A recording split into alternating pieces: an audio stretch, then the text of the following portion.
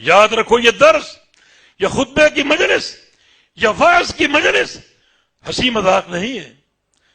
ہنسنا اور ہنسانا اپنا ایک شعار بنا لیا جائے اور لوگ باتیں کریں کہ فلاں کی تقریر اتنی کامیاب تھی، ہنس ہنس کے پیٹ میں بل پڑ گئے. نبی علیہ السلام کا تو ارشاد ہے کہ انی لآخذ بحجرکم عن النار وانتم تقحمون فیہا. جب میں خطبہ دیتا ہوں میری خواہش ہوتی ہے کہ ابھی تم کو پکڑ لوں، تمہاری پشتوں سے تمہیں جہنم سے کھینچ کر نکال لوں.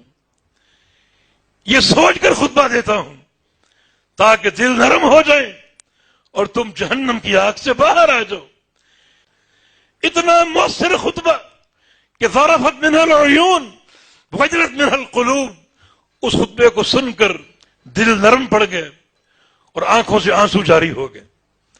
تمام صحابہ رو رہے تھے، اپنے سر جھکا کے رو رہے تھے، رونگٹے کھڑے ہو گئے، دل نرم ہو گئے. یہ اللہ کے پیارے پیغمبر کے خطبے کی شان ہے اور خطبہ اسی چیز کا نام ہے. نبی علیہ السلام کے خطبے کی شان آپ نے سن لی، رونگٹے کھڑے ہو گئے، آنکھوں سے آنسو جاری ہو گئے. جب یہ کیفیت ہوگی تو وہاں ہنسنے ہنسانے کی گنجائش ہوگی، وہاں لطیفہ اور قصہ کہانی کی گنجائش ہوگی. وہ خطبہ تو خالص نصوص پر، کتاب و سنت کے فرامین پر مشتمل ہوگا. چنانچہ آج آپ نے خطبہ ارشاد فرمایا، صحابہ خوب روئے. جب تشریف فرما ہوئے تو ایک صحابی نے یہ بات کہہ ڈالی کہ کأنها موعظۃ مودع فماذا تعهد الینا یا رسول اللہ. لگتا ہے کہ یہ آپ کی آخری نصیحت ہے. اتنی تاثیر، اس قدر جامعیت، لگتا ہے کہ آپ کا آخری خطبہ ہے یہ. اس کے بعد آپ کو خطبہ ارشاد فرمانے کا موقع نہیں ملے گا.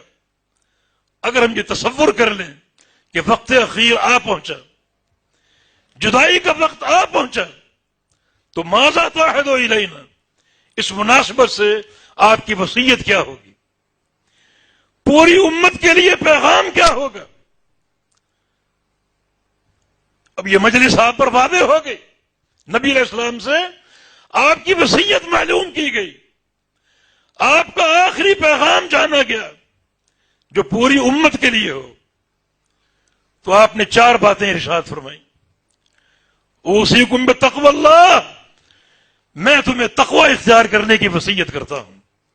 اور ایک حدیث میں فی السر والعلن، تنہائی میں بھی تقوی اختیار کرو اور لوگوں کے سامنے بھی تقوی اختیار کرو.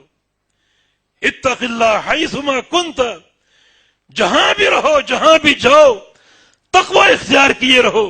سفر ہو، حضر ہو، خلوت ہو، جلوت ہو، صحت ہو، مرض ہو، مسجد ہو یا گھر ہو یا بازار ہو، جہاں بھی ہو تقوی کے ساتھ رہو. یہ بڑی ایک جامع وصیت ہے جو اللہ تعالی نے تمام اولین و آخرین کو ارشاد فرمائی ہے. قرآن حکیم میں یہ بات معلوم ہے، وَلَقَدْ وَصَّيْنَا الَّذِينَ أُوتُوا الْكِتَابَ مِنْ قَبْلِكُمْ وَإِيَّاكُمْ أَنِ اتَّقُوا اللَّهَ، کہ تم سے پہلے ہم نے جس قوم کو کتاب دی، شریعت دی، یہ دین دیا، اس قوم کو بھی اور تمہیں بھی ایک ہی وصیت کر رہے ہیں کہ اللہ کا تقوی اختیار کر لو. تقوی پر لمبی بات ہو سکتی ہے، سرگز یہ بات کافی ہے کہ تقوی یہ ہے کہ اپنے اور گناہوں کے درمیان ایک اونچی دیوار تعمیر کر لو کہ اس دیوار کو عبور کر کے اس گناہ تک پہنچنا ممکن نہ ہو. اور یہ دیوار آگے بھی ہو، پیچھے بھی ہو، دائیں بھی ہو اور بائیں بھی ہو. کیونکہ شیطان جب راندا گیا تھا تو اس نے اکڑ کر یہ بات کہی تھی کہ میں تیرے بندوں کو گمراہ کروں گا، اپنا راستہ سجا کر پیش کروں گا. ثم لآتینہم من بین ایدیہم ومن خلفہم وعن ایمانہم وعن شمائلہم، پھر آگے سے آؤں گا، پیچھے سے آؤں گا، دائیں سے آؤں گا اور بائیں سے آؤں گا، چاروں طرف گناہوں کے جال بندوں گا.